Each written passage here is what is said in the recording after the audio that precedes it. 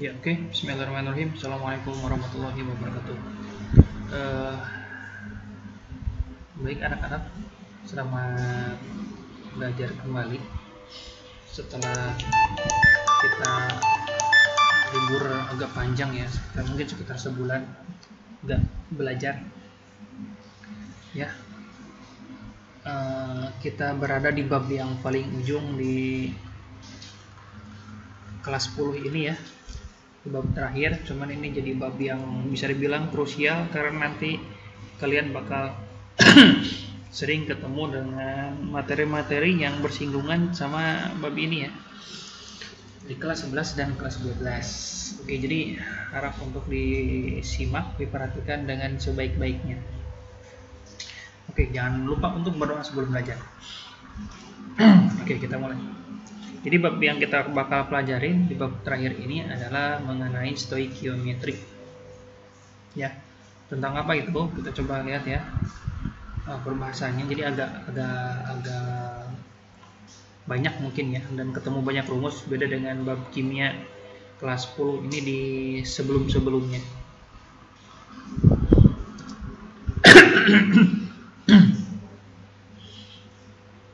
Oke, kita mulai dengan yang namanya massa atom relatif dan massa molekul relatif. Jadi massa atom relatif yang dilambangkan dengan AR itu merupakan perbandingan massa satu atom suatu unsur dengan massa satu atom unsur standar. Nah, biasanya unsur standar yang dimaksud itu adalah unsur karbon.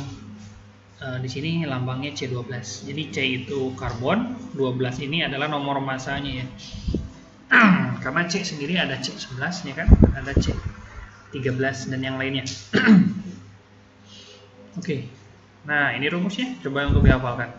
Jadi, dalam menentukan massa atom relatif ini, rumusannya adalah sesuai dengan definisi bahwa HR itu adalah, misalkan di sini dilabelin dengan X, yaitu sama dengan massa satu atom X dibagi dengan 1/12 kali massa satu atom C12. Nah, bisa juga nggak harus massa satu atom X ya, karena unsur ini bisa terdiri atas berbagai isotop ya. Maka nanti yang diambil adalah massa rata-rata ya di sini. Jadi AR suatu unsur adalah sama dengan massa rata-rata dari unsur tersebut dibagi dengan 1/12 dari massa rata-rata atom C12. Oke, jadi yang pasti nggak mungkin misalkan data yang misalkan kalian diminta untuk mencari AR, terus massa satu atomnya diketahui, tapi yang di lain pihak C sebagai standar, unsur standar, dia kasih taunya massa rata-rata, enggak ya? Oke, nah di sini dalam mencari massa rata-rata sebenarnya sama halnya kayak di apa ya? Di matematik ya. Jadi intinya sih sebenarnya yang ngitung rata-rata aja. Jadi kalau di sini karena dia itu dilihat dari kelimpahannya atau persentasenya, maka kita hitung setiap persentase dikaliin dengan massanya setiap isotop, terus jumlahkan sampai dengan seberapa banyak isotopnya, baru dibagi dengan angka 100%. Ya. Nah, karena tadi bahwa AR suatu unsur itu juga bisa dilihat dari massa rata-ratanya, maka di sini bisa disimpulkan juga untuk mencari AR itu bisa dihitung dari massa cukup dari massa rata-rata tersebut ya. Jadinya seperti ini ya. Dimana di sini X1 ini adalah isotop X yang pertama, X2 isotop X yang kedua. Kenapa di sini ada titik-titik? Karena isotop itu bisa lebih dari 2. Ya, kalau lebih dari 2 misalnya ada 3 ya berarti kelanjutannya. Kalau 4 berarti lanjutin terusnya sampai dengan berapa macam isotopnya. Tapi biasanya sih cukup 2 aja. Oke, kita lanjutin misalkan nih contohnya gimana sih Pak? Kita lihat ya. Misalkan ada satu unsur Mg memiliki massa 4 kali 10 pangkat min 23 gram. Saking kecilnya ya, kecil banget. Massanya ringan banget.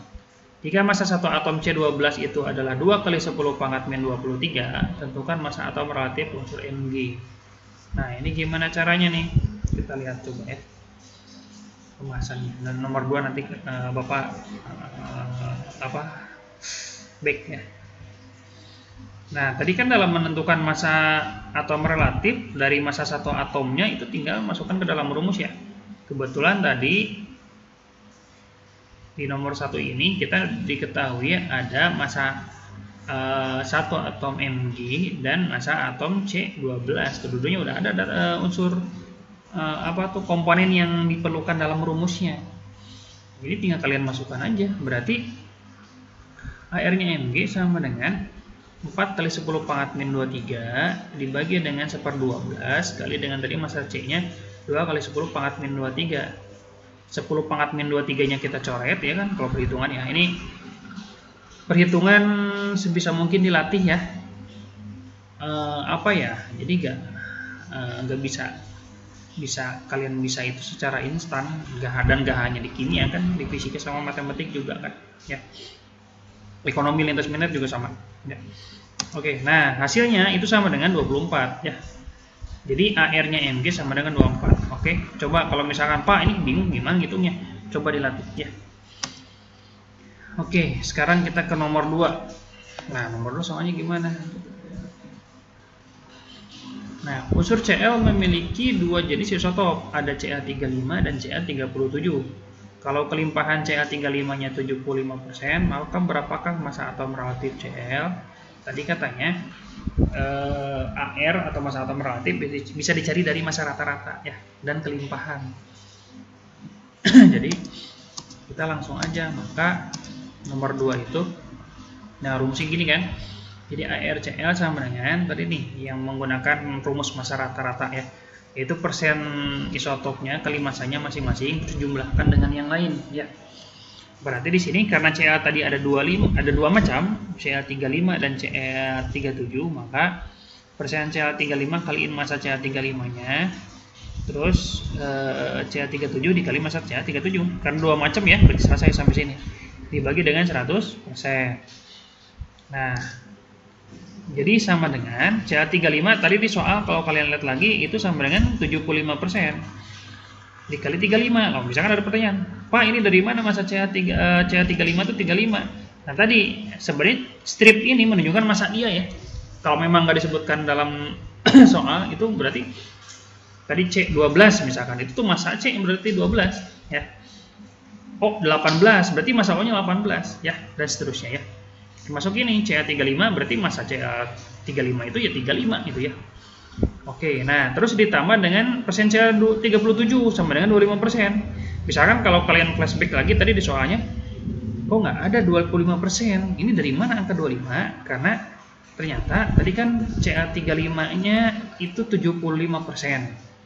Dan kita tahu bahwa persentase itu maksimalnya, atau bukan maksimal ya, mentoknya itu di angka 100. Berarti Ca37 itu ya sisanya. Sisa dari 100 kurang 75, berarti di sini 25% ya. Jadi 25% ini dari 100% dikurangi 75%-nya miliknya Ca35 ya. Dikali masanya yaitu 37 kali dibagi dengan 100%. Berarti ini Bapak sederhanain ya. Ini sebenarnya kalian tinggal hitung sendiri ya. Coba usahakan nggak pakai kalkulator ya. Bapak ini bagi dengan 25 disederhanain. Berarti 75 bagi 25 itu 3. 100 bagi 25 4. 25 bagi 25 1. Jadi seperti ini ya. Maka sama dengan 105 ditambah 37 bagi 4. Hasilnya sama dengan 35,5. Itu AR-nya. Oke, mudah-mudahan bisa dipahami. Silakan tonton berulang-ulang ya. Kalau memang nggak langsung connect. Kita lanjutkan ke berikutnya. Oh masih ya, masih tentang ini.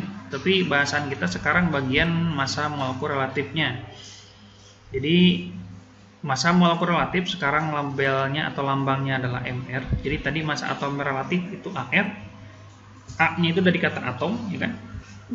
Massa molekul relatif itu Mr. M itu dari kata M, molekul. Nah, dia itu merupakan jumlah massa atom relatif seluruh unsur yang menyusun suatu molekul.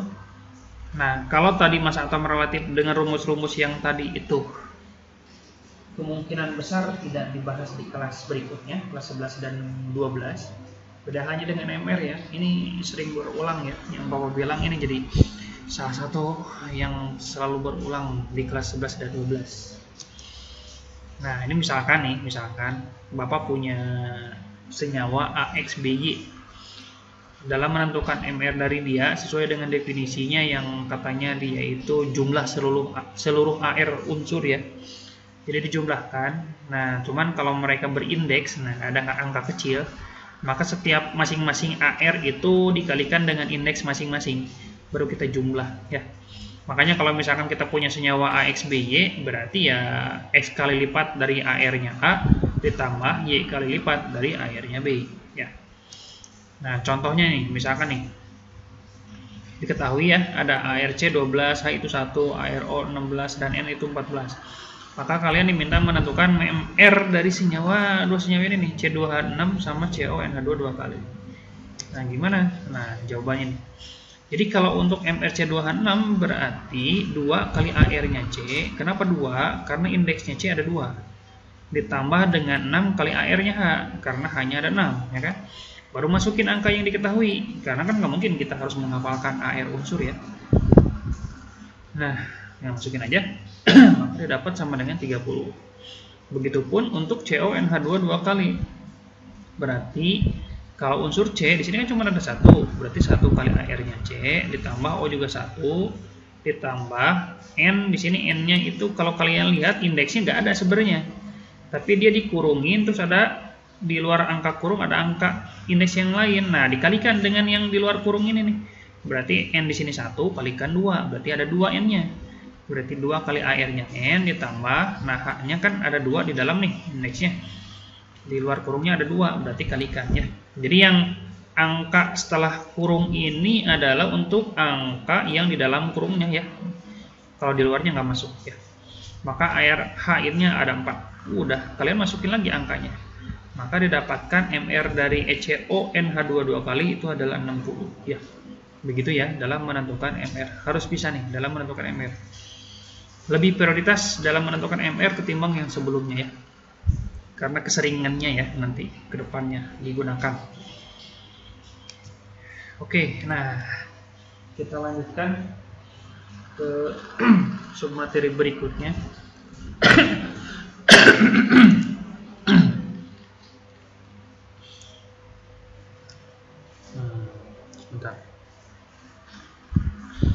Yaitu mengenai konsep mol. Jadi di antara banyak rumus, nah konsep mol inilah yang paling rumusnya itu yang paling banyak ya. Coba untuk dihafalkan dulu rumusnya sehingga nanti mudah-mudahan memudahkan kalian dalam mengerjakan tugas ya, dalam mengerjakan soal. Jadi konsep mol ini bukan pertama kali sebenarnya sih, bisa bilang populer lah, dikemukakan oleh Wilhelm Ostwald, orang Jerman, yang katanya istilah mol ini diambil dari kata molekul. U-nya itu sebenarnya ada titik curugnya ya, bukan curug, titik duanya. Jadi biasa kalau bahasa yang lain hurufnya itu jadi ada agak-agak beda sebenarnya. Nah, di sini katanya bahwa satu mol suatu zat ini dia mengandung 6,02 kali 10 pangkat 23 partikel. Kebayang ini luar biasa banyak ya. Miliar aja 10 pangkat 9. Triliun 10 pangkat 12 berarti ya. Dan seterusnya. Ini 23 belum nyampe. Triliun aja 10 pangkat 12, ini 10 pangkat 23. Jadi luar biasa banyak. Maksudnya gimana sih misalkan ya. Jadi misalkan ini Bapak punya contoh darah ya, ambil salah sedikit kasus aja nih. Itu darah nih, ini darah. Ini yang dirapin nih, berarti ditusuk jarinya ngeluarin darah. 1 tetes misalkan. Tapi yang Bapak ambil nggak 1 tetes. Misalkan gini. Pada orang normal setelah makan terdapat kurang dari 0,18 mg glukosa tiap 1 liter darah. Glukosa ini nih kayak gini nih, kebayang nih lumayan gitu kan ya strukturnya. Jadi 1 liter darah ada 0,18 mg glukosa. Ini maksimalnya ya, karena kan ini kurang dari sebenarnya ya. Sedikit banget, 0,18 mg. Nah, terus apa istimewanya? Terus apa hubungannya dengan konsep ini? Ternyata kalau kita konversi dalam 1 liter darah ini ternyata mengandung 1 kali 10 46 mol. Jadi 1/1000 mol glukosanya dari 1 liter ya, dari 1 liter darah. Nah, ternyata masih dari angka yang katanya ini sangat kecil ini. Jadi 10⁻6 mol ini kalau dikonversi lagi, maka banyaknya glukosa yang partikel kayak gininya ini ada 6,02 kali 10⁻17 molekul. Ada 6 kali 10⁻17 kayak gini nih di dalam 1 liter darah. Kalau diubah dikit jadi sekitar 602 tetraliun molekul atau 602.000 triliun molekul seperti ini dalam 1 liter, hanya dalam 1 liter darah. Luar biasa banyak ya, itu ya. Jadi intinya adalah mol ini dibuat atau latar belakangnya untuk semacam apa ya, sebagai satuan data jumlah yang mempermudah gitu ya di kalangan ilmuwan saat itu ya, salah satu latar belakangnya. Nah di sini makanya mau dibuat yang merupakan satuan pengukuran dalam sistem satuan internasional tuh kan. Jadi secara internasional diputuskan mol ini dijadikan sebagai satuan jumlah zat. Jangan jadi kimia, termasuk yang lain. Kalau kita mengenal ada meter itu satuan panjang, kilogram satuan massa atau berat. Nah, untuk satuan jumlah zat itu adalah mol. Oke, ini baru awal ya. Ini cuman perkenalan tentang molnya aja. Prolognya lah. Kita lanjutkan. Nah, gimana rumus-rumusnya atau kalau berhubungan sama tadi jumlah zat berarti berhubungan sama perhitungan. Nah, ternyata mol ini dia sebagai satuan yang bisa mengarah pada satuan jumlah yang lain ya. Salah satunya tadi udah disebutkan di awal, yaitu jumlah partikel. Jadi jumlah partikel kalau dirumuskan ini disingkat sama Bapak ya. Jumlah partikel ini sama dengan N dikali dengan L. Di mana jumlah partikelnya ini rumusnya satu, coba dihafalkan. Jadi GP-nya tadi adalah jumlah partikel. Jumlah partikel pun ada semacam 3 macam ya. Yaitu ada molekul, ada atom, ada ion. Nah, yang dikhususkan di kita di kelas 10 sebenarnya ya nggak semuanya. Hanya molekul sama atom aja. Kalau ion biasanya nggak terlalu diperdalam. Cuma satuannya ya. Jadi nggak banyak juga walaupun tadi sebutnya diperdalam molekul dan atom. Terus N, nah N ini lambang untuk molnya. Tuh. Jadi jumlah partikel itu adalah N, yaitu mol, dikalikan dengan L, di mana L ini adalah bilangan Avogadro. Ini tetapan yang nilainya itu 6,02 kali 10⁻23. Ya. Kalau ini biasanya nanti kalau dalam soal relatif dikasih tahu ya, ada dalam data soalnya. Jadi nggak wajib kalian hafalkan nilai L-nya ya. Kadang di dalam soal pun yang menyebutkan nilai L itu 6 kali 10⁻23. Jadi 6,02 nih, 02-nya nggak disertakan juga bisa jadi ya. Oke, sekarang coba kalian hafalkan rumus jumlah partikel, atau mungkin nanti ada istilah jumlah molekul ya, berarti satu karena satuannya molekul. Jumlah atom ya karena satuannya atom. Rumusnya apa? Sama, ini juga ya. N kali L. Oke, juga ada kaitannya mol dengan massa ya. Dimana GR itu sama dengan N kali AR kalau misalkan dia itu adalah suatu atom, dan GR sama dengan N kali MR kalau dia itu adalah suatu molekul. Jadi tergantung zatnya apa. Kalau dia atom ya berarti pakai AR, kalau zatnya molekul ya berarti pakai MR ya. Nah, GR itu apa sih? GR di sini adalah massa, satuannya gram. AR di sini tadi ya massa atom relatif, MR massa molekul relatif. Kalau N-nya yaitu tadi, itu mol ya. Oke, ini hubungannya dengan massa, coba dihafalkan. Berikutnya yaitu volume gas. Nah, ini yang rumus yang paling banyak ya. Jadi kaitan antara mol dengan volume gas di sini ada berbagai macam, tergantung kondisi atau keadaan yang dilihat dari suhu dan tekanan.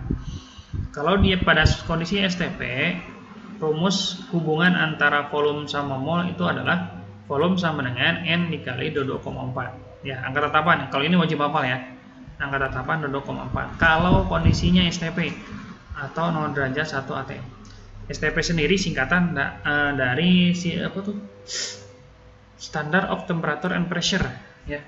Jadi kalau ada istilah dalam keadaan standar, nah itu tuh STP maksudnya ya. Terus ada juga rumus volume sama dengan N kali 24 kalau di sini nih. Kalau dia keadaannya itu RTP, suhu 25 derajat, tekanan 1 atm. Room of Temperature and Pressure, jadi pada suhu dan tekanan kamar ya, atau ruangan. Nah, cuman di sebagian buku mencantumkan bahwa angka tetapan untuk sebagai pengkali N itu enggak 24 aja, ada juga 24,4. Karena sebenarnya tergantung gas. Cuman kita bakukan aja ya di sini 24 ya, karena sebagian juga menggunakan angka yang 24 aja biar enggak beda-beda gitu. Terus ada juga menggunakan rumus ini, walaupun sebenarnya memang ini adalah rumus induknya ya. Jadi angka 22,4, angka 24 itu diambil dari sini sebenarnya ya. Yaitu P kali V sama dengan N kali R kali T. Di mana N-nya tadi mol, nah P di sini tekanan ya. Tekanan kan bahasa Inggrisnya pressure. Maka dilambangkan dengan P. Terus R di sini angka tetapan, coba kalian hafalin juga, tapi sebenarnya nggak terlalu wajib juga, kadang-kadang sebutin dalam soal ya. 0,082 ya. Dan T ini adalah suhu dalam satuan Kelvin. Keseringan dalam soal itu mencantumkan angka Celcius dibanding Kelvin. Maka untuk mengkonversinya cukup Celciusnya kita tambahkan dengan 273. Nah, kalau satuan suhu yang lain kayak Fahrenheit sama Reaumur itu nggak usah ya. Di kimia nggak dibahas. Nah, dan yang terakhir hubungan antara volume sama mol ini adalah suatu perbandingan. Ketika kita temukan atau kita diminta mencari volume atau ya berhubungan sama volume gas ya. Tapi datanya itu mencantumkan keadaan gas yang lain gitu. Dan misalkan keadaan yang sama dengan gas tertentu gitu ya. Kalau di sini kan kadang suhu disebutkan atau keadaan disebutin STPK, RTPK ya kan. Atau suhu berapa, tekanan berapa. Kalau ini enggak, dia nggak nyebutin, ini cuma nyebutin diukur pada keadaan yang sama dengan gas yang lain. Berarti di sini berlaku perbandingan, itu perbandingan mol sama dengan perbandingan volume. Boleh jadi kalau kalian lihat di buku-buku, entah itu LKS atau buku pegangan yang lain, ada yang nyebutin kayak gini, N1 per V1 sama dengan N2 per V2 ya. Jadi itu sama aja ya, rumusnya sama aja, cuman masalah beda ruas beda ruas yang dicantumkan. Oke, coba untuk dihafalkan. Berikutnya molaritas. Molaritas itu sama dengan mol dibagi dengan volume larutan. Nah, kan M atau molaritas atau konsentrasi sama aja. Sama dengan N yaitu volume mol dibagi dengan volume larutan. Jadi bedakan di sini ada volume gas, ada volume larutan ya. Jadi beda ya. Oke, ini untuk mol coba untuk dihafalkan ya. Walaupun di LKS tahu Bapak ada yang dibahas lebih detail, lebih banyak gitu, lebih detail. Lebih banyak itu tentang ada molaritas, ada fraksi mol ya. Kalau Bapak bakal tunda nanti aja di kelas 12 gitu ya. Jadi untuk konsep mol cukup sampai sini aja ya. Coba dihafalin rumus-rumusnya. Oke, bismillah. Optimis bisa. Contoh soalnya. Ini ada 5 soal. Diketahui ARC 12, ARH 1. Berapakah jumlah mol CH4 yang memiliki massa 48 gram? Nah, jadi dalam menentukan misalkan dimintanya cari mol, yang kalian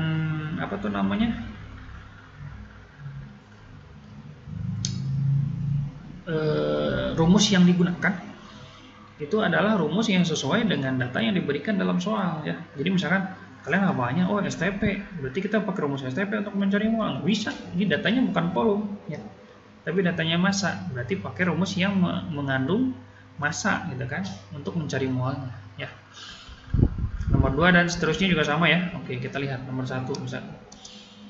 Nah, jadi karena nomor 1 itu tadi dia adalah, coba nanti kalau misalkan mau untuk mempermudah ya, kalian foto dulu soal ini, jadi nanti biar sambil membahas sambil melihat di layar yang lain ya. Takutnya malah jadi repot kalau sambil bolak-balik. Oke, kita lihat.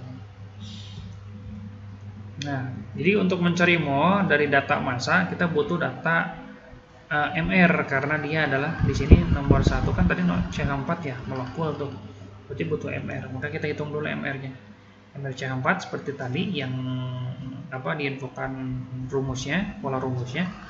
Maka didapat MR CH4 adalah 16. Maka setelah udah dapat berarti rumus mol sama dengan GR per MR. Kok rumus ini ada di sini? Kayak dari mana ini rumus? Sebenarnya rumusnya yang tadi. GR sama dengan N kali MR. Dinaruasin aja ya. Jadi N sama dengan GR per MR. Berarti 8 per 16 ya. Tadi kan masanya 8. MR-nya barusan 16. Maka didapat setengah mol. Tuh gitu aja.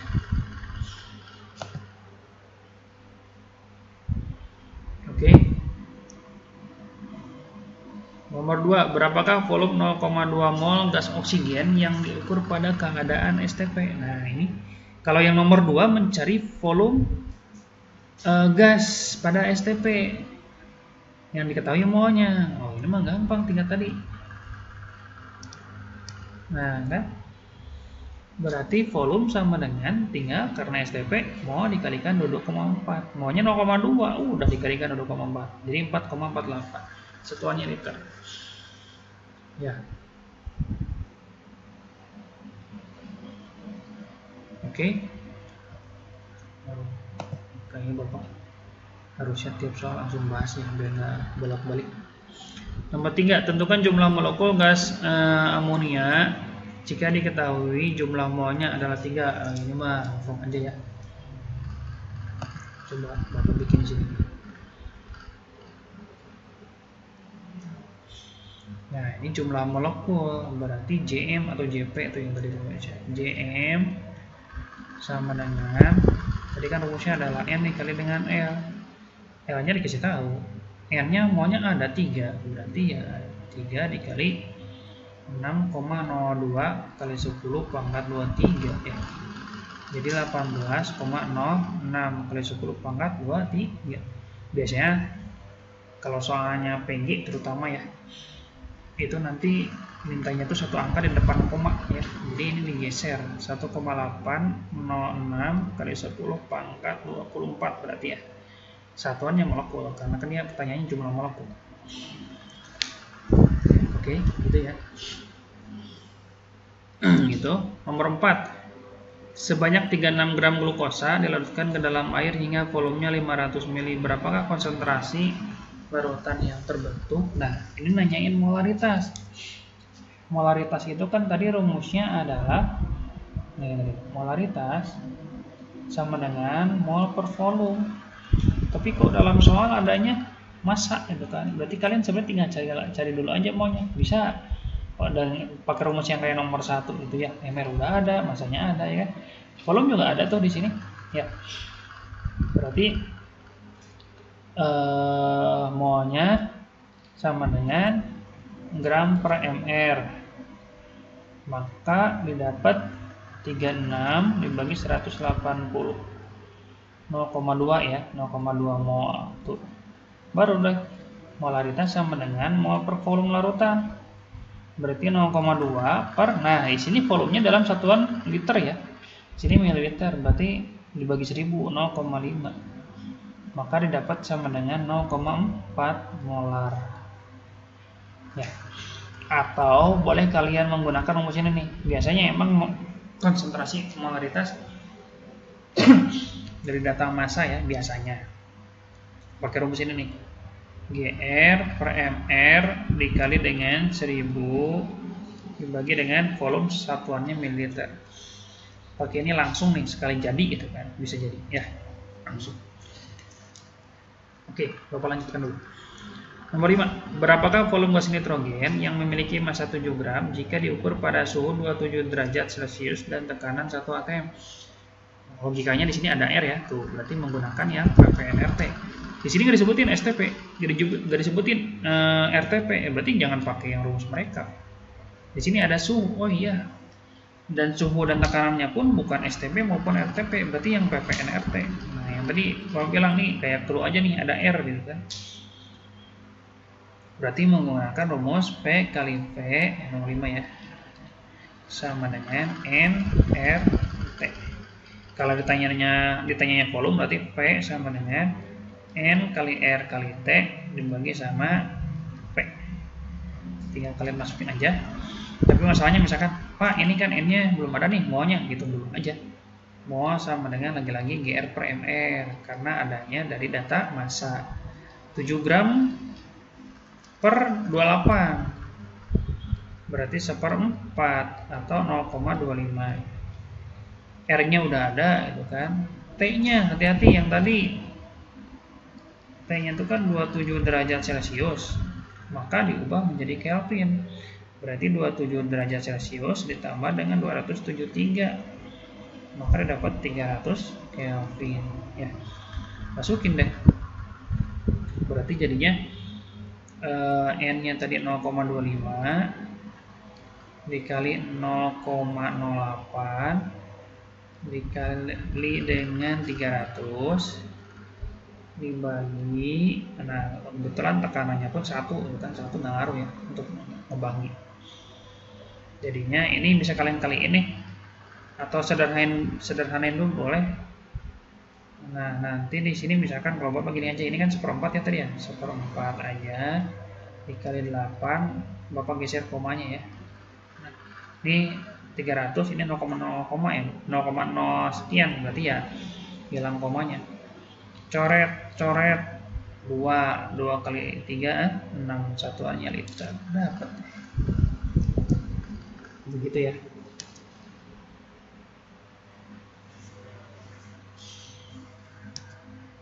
Nah ini pembahasannya bisa sama kalian lihat.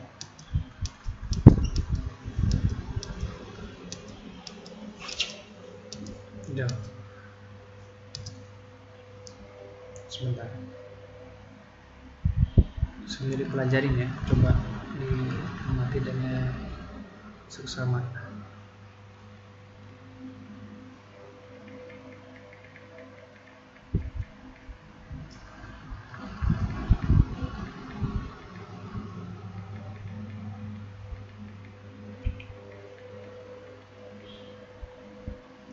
Oke, kita lanjutkan. Berikutnya ada bahasan tentang kadar unsur dalam senyawa. Secara umum kadar unsur ini yang dimaksud adalah sebenarnya persen, tapi nggak hanya persen nanti yang bisa kita cari ya.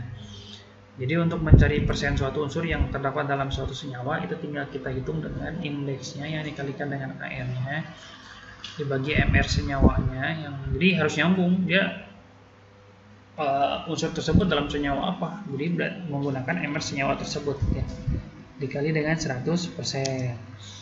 Contoh misalkan, berapakah kadar unsur C yang terdapat pada senyawa glukosa? Nah, yang diminta kadarnya C ya. Nah, terus di sini misalkan MR glukosanya udah ketahuan, atau mungkin kalian diminta untuk mencari sendiri ya, caranya sama dengan yang tadi.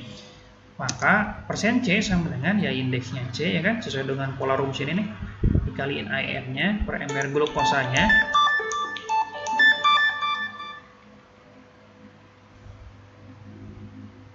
dikali dengan 100%. Tuh, indeksnya C adalah 6 kan tuh ya di sini ya, 6.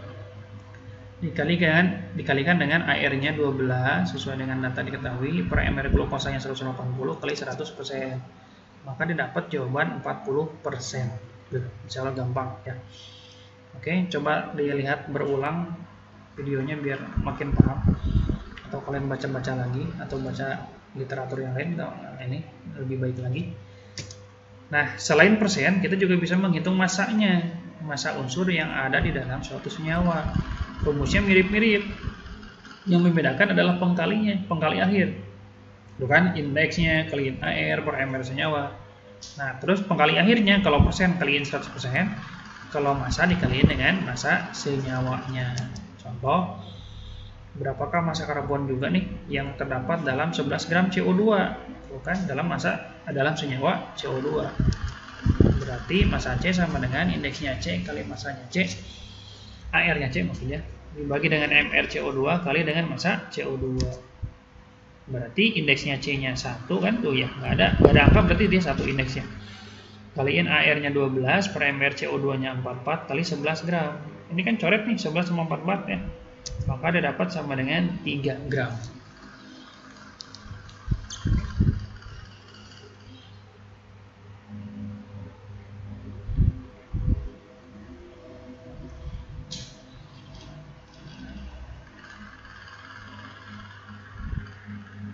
Oke, kita lanjutkan. Berikutnya ada lagi yang namanya rumus empiris dan rumus molekul. Jadi rumus empiris adalah rumus kimia yang menunjukkan perbandingan mol paling sederhana dari unsur-unsur yang menyusun suatu senyawa. Sedangkan rumus molekul adalah rumus kimia yang menunjukkan jumlah unsur sebenarnya yang terdapat di dalam suatu senyawa. Nah, ini ada rumus-rumusnya ya. Kalau nggak salah, rumus empiris sempat disinggung dikit di bab tata nama. Ya, jadi bab ini sebenarnya bisa dibilang kelanjutan ya. Nah, rumus molekul sendiri itu sama dengan Re, terus di sini dikurung ya N ya. Nah, di mana N ini adalah faktor penyederhana kalau kita bacanya dari rumus molekul, faktor kelipatan kalau kita bacanya dari rumus empiris. Ya, intinya dia itu adalah angka bulat. Di mana untuk mencari N bisa kita menggunakan data MR.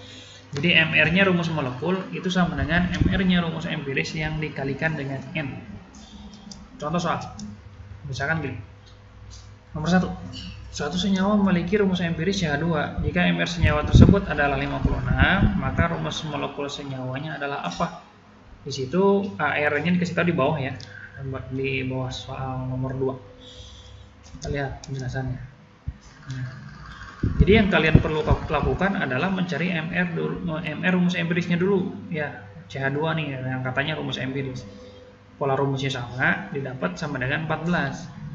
Terus kita cari kelipatannya atau cari yang tadi faktor penyederhana. Berarti menggunakan data MR rumus molekul dan rumus empiris. MR rumus molekulnya dikasih tahu dalam soal 56, MR rumus empiris barusan kita udah hitung ya. Maka 56 sama dengan 14 kali N. Berarti N-nya sama dengan 4. Berarti rumus molekulnya adalah rumus empirisnya dikalikan dengan 4 ini indeksnya. Berarti yang awalnya CH2, C-nya indeksnya 1 dikalikan 4 jadi C4, H-nya jadi H8. Maka dia dapat rumus molekulnya adalah C4H8 ya, itu. Insya Allah gampang. Oke, kita lanjutkan kembali ke contoh soal sekarang nomor 2 ya. Di nomor 2 ini kalian diberikan beberapa data persentase unsur-unsur.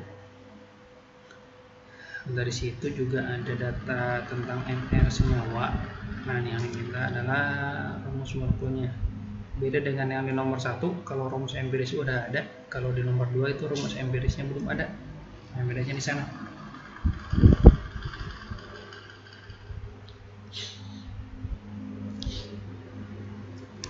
Nah, gimana ini untuk yang nomor 2 ini? Jadi yang pertama adalah kalian mencari dulu rumus empiris dari data persentase, yaitu dengan menjadikan persen itu sebagai masanya, sebagai gram.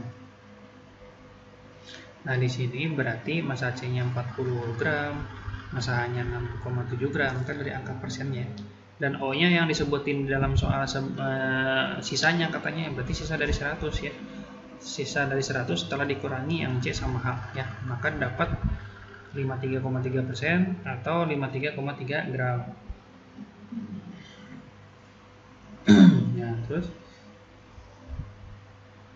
berarti dari massa di sini kalian cari mol masing-masing unsurnya, yaitu adalah massa per AR. Ingat ya, karena ini unsur atau atom, berarti dibagi dengan AR, bukan MR.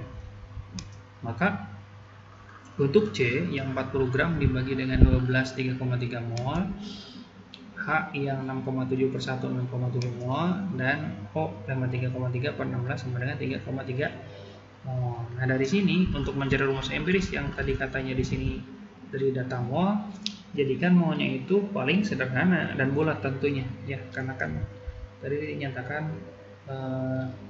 rumus empiris adalah rumus yang menyatakan perbandingan mol unsur paling sederhana ya. Maka setelah disederhanain bagi 3,3 jadinya C itu 1, H itu 2, dan O itu 1 ya. Maka didapatkanlah rumus empirisnya itu adalah CH2O ya kan? C-nya 1, H-nya 2, O-nya 1. Nah, setelah didapat rumus empirisnya apa, kalian cari MR-nya. Itu kan, jadi langkah berikutnya sama dengan di sini nih. Di nomor 1 ya. MR dari CH2O nanti didapat 30 sesuai pola rumus yang tadi. Terus kita cari N-nya, MR rumus molekulnya 180 di soal sama dengan 30 kali N, berarti N-nya sama dengan 6. Sehingga rumus molekulnya tinggal rumus empiris dikalikan dengan 6. Maka didapat rumus molekulnya adalah C6H12O6 gitu ya. Oke, itu. Kita lanjutkan ke submateri berikutnya, yaitu mengenai rumus hidrat.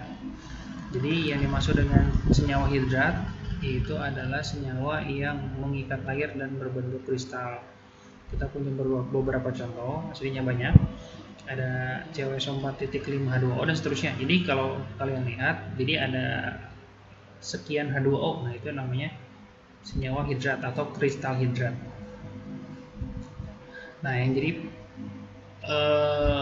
bahan yang bakal kita pelajari di sini adalah gimana cara kita menentukan angka depan dari H2O-nya. 5 dari mana, 7 dari mana, 10 dari mana.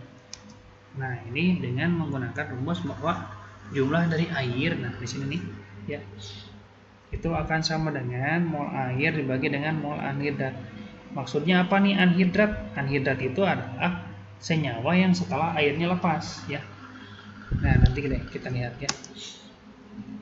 Nah, contoh gini, ada sebanyak 17,2 gram senyawa hidrat CaCO3X H2O dipanaskan sehingga seluruh airnya menguap. Jika massa senyawa anhidratnya adalah 10 gram, maka tentukan rumus senyawa hidrat tersebut. Nah, di sini kita punya hidratnya 17,2, terus massa anhidratnya katanya 10 gram. Nah, dimana hukum kekekalan massa berlaku kan? Jadi massa senyawa hidrat itu sama dengan massa senyawa anhidrat ditambah dengan airnya ya. Jadi anhidrat itu kan gini, hidrat itu kan secara makna dia itu air. Anhidrat ya berarti setelah airnya lepas gitu ya. Makanya setelah air lepas dan airnya tertangkap kembali itu sama dengan massa dari hidratnya ya. Dari sini dapatkan massa air sama dengan 7,2 gram. Nah, pertanyaannya kenapa kita cari massa air? Karena kita butuh mol air seperti tadi rumusnya kan.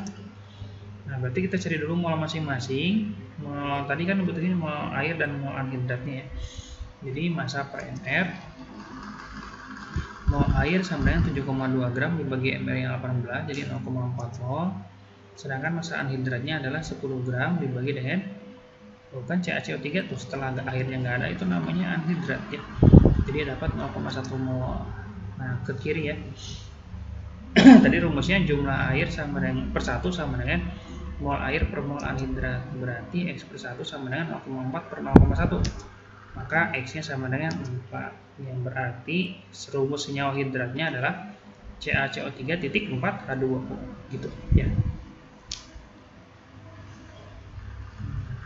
Oke, kita lanjutkan. Sekarang ada submateri hitungan kimia sederhana. Di sini ada beberapa langkah yang harus kalian tempuh ya. Nah, di sini yang pertama kita tuliskan persamaan reaksi setara. Terus nanti kita hitung jumlah mol, lagi-lagi mol yang dihitung. Hitung jumlah mol zat yang diketahui datanya. Yang berikutnya kita hitung mol zat yang ditanyakan atau yang dicari. Nah, ini berlaku hukum rumusnya seperti ini ya. Perbandingan mol sama dengan perbandingan koefisien. Nah, karena apa? Kok ada koefisien? Karena berhubungan sama reaksi ya.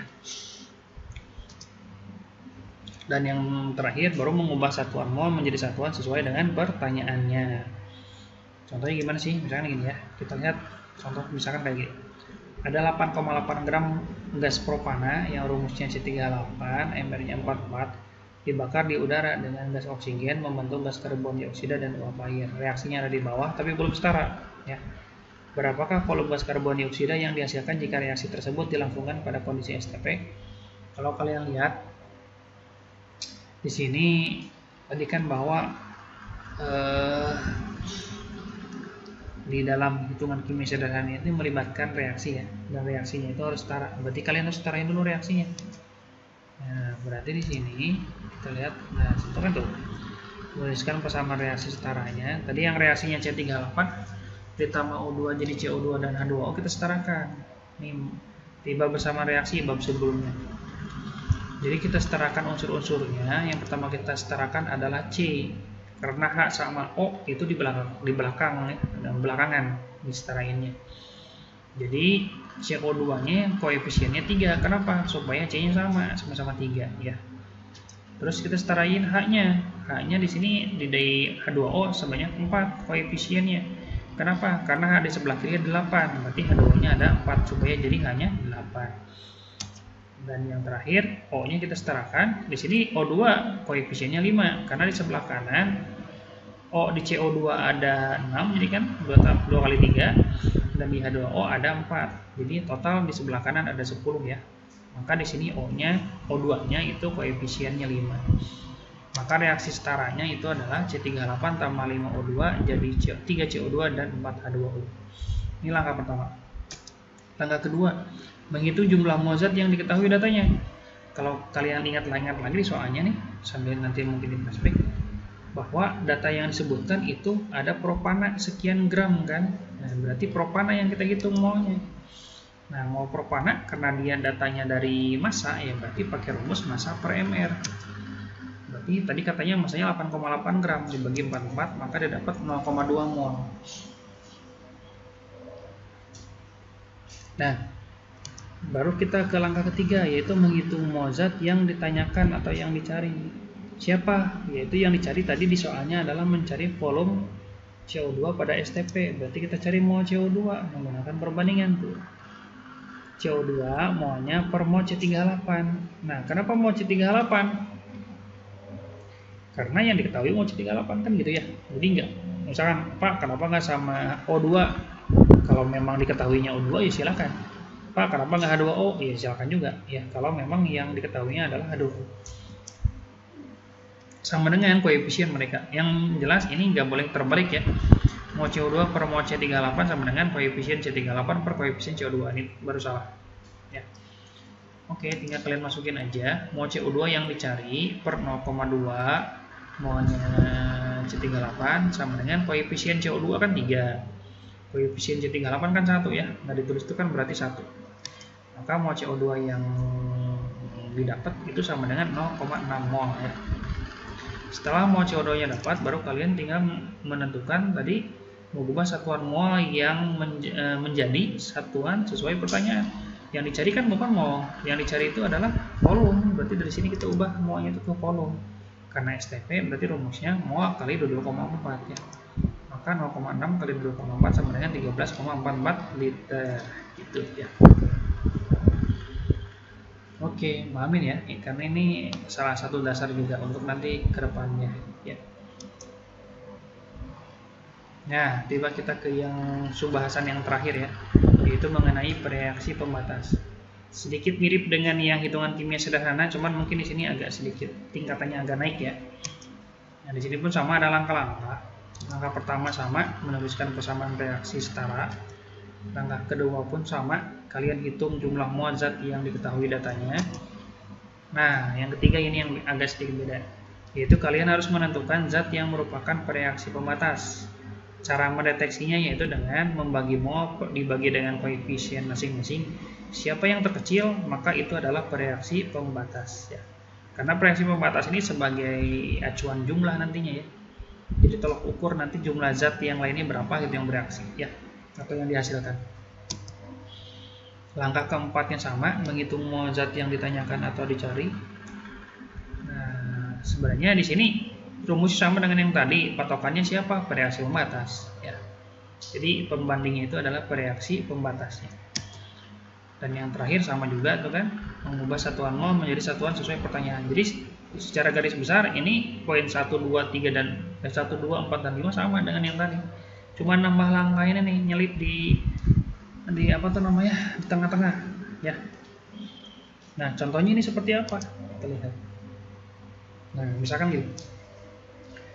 Ke dalam 300 ml larutan HCl1M dimasukkan 5,4 gram serbuk aluminium yang AR-nya 27.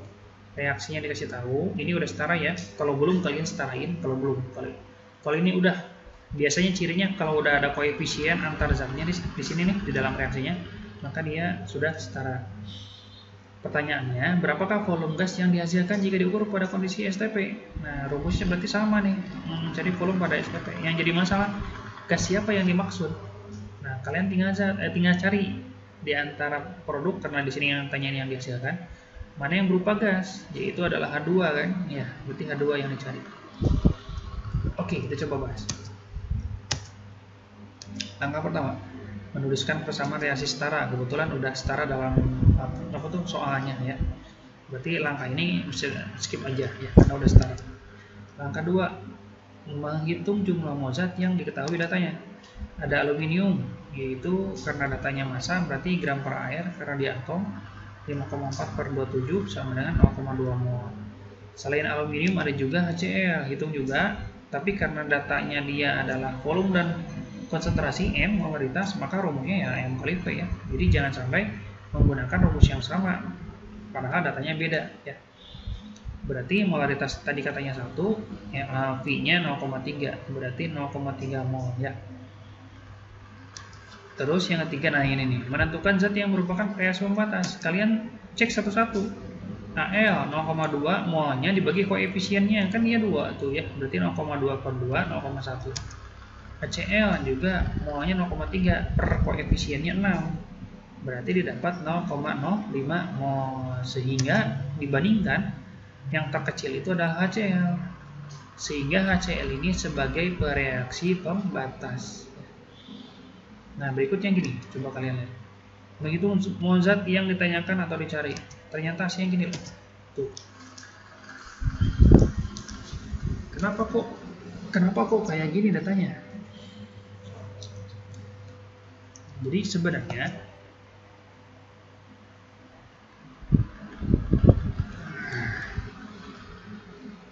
data yang tadi katanya ini kan katanya sama dengan yang hitungan kimia sederhana, berarti perbandingan mol sama dengan perbandingan koefisien.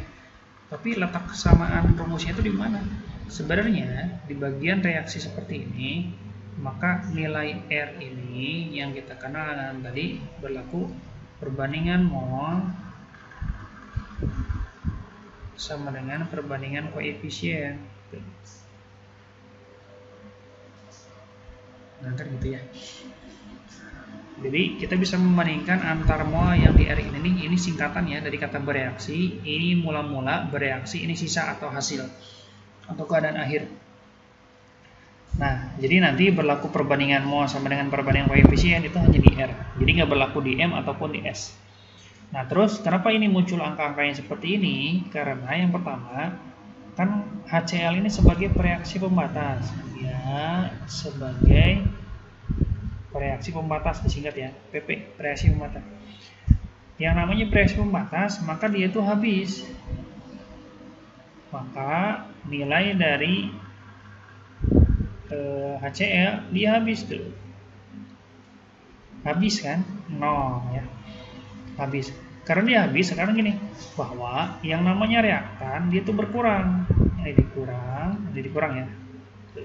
Sedangkan yang namanya produk dia ditambah. Dan produk awalnya belum ada, itu kan makanya 0 gitu ya. Nah, balik lagi ke reaksi pembatas HCl. Karena HCl-nya habis, maka di sini nilai dari yang bereaksinya harus sama dengan mula-mulanya yang tadi katanya ini sebagai data 0,3 di sini nih. Berarti 0,3 dikurangi berapa supaya 0? Ya berarti 0,3 kan itu sama ya. Jadi karena ini dikurang, maka mula-mulanya dikurangi berapa dengan yang R-nya supaya sama dengan 0. Ya berarti sama nilainya nih supaya 0. Maka yang bereaksi untuk HCl sama dengan 0,3. Nah, terus gimana yang lainnya? Kenapa muncul HAl itu 0,1, HAlCl3 0,1 dan H2 juga 0,15? Sekarang gini, sebenarnya kita bisa langsung fokus ke yang ditanya sesuai dengan langkah yang poin 4 ini kan, langkah 4 ini kan, menghitung mol zat yang ditanyakan. Ini sebenarnya nggak usah dicari Al di sini yang R-nya karena emang nggak ditanya. HAlCl3 pun juga nggak ditanya, penting nggak usah. Kalian langsung fokus ke sini boleh nih, H2. Berapakah H2-nya? Kenapa di sini 0,15? Karena perbandingan koefisiennya. Jadi dia itu berasal dari koefisien dia yaitu 3 per koefisien reaksi pembatas 6 dikalikan dengan mol dari reaksi pembatasnya yaitu 0,3 tuh ya. Sama dengan ini nih. Nah, pakai rumus ini nih tinggal dipindah ruas aja ya. Berarti 3 per 6 dikali 0,3 coba kalian hitung kan. 3 ini berarti 1 per 2 ya. 0,3 dibagi dengan 2 itu 0,15. Awalnya dia mula-mulanya nggak ada, ditambah 0,15 ya berarti 0,15 juga gitu ya. Jadi dari sana. Nah, setelah didapat, baru deh kita mengubah satuan mol yang menjadi satuan sesuai dengan pertanyaan. Karena pertanyaannya mencari volume dalam STP, maka volume H2 sama dengan mol dikali dengan 22,4 sama dengan 0,15 kali 22,4 berarti 3,36 liter. Jadi seperti itu. Oke, mudah-mudahan mudah untuk dipahami ya. Semangat. Coba untuk belajar lebih dari 1 kali. Belajar itu bisa lebih mudah, lebih apa namanya? Lebih bisa dipahami kalau kalian bisa belajar secara berulang, kontinu. Ada kontinuitas. Kalau belajar cuma sekali, mungkin yang diserapnya juga nggak akan maksimal, belum tentu maksimal ya. Kalau sudah maksimal alhamdulillah, tapi upayakan berkali-kali ya. Oke, ini saja yang bisa Bapak sampaikan. Mudah-mudahan banyak manfaatnya. Semangat ya, siap-siap untuk PAT, siap-siap untuk menghadapi tugas-tugas. Lebih kurangnya Bapak mohon maaf. Kita tutup. Alhamdulillahirobbilalamin. Subhanakallahumma wa bihamdika asyhadu an la ilaha illa anta astaghfiruka wa atubu ilaik. Assalamualaikum warahmatullahi wabarakatuh.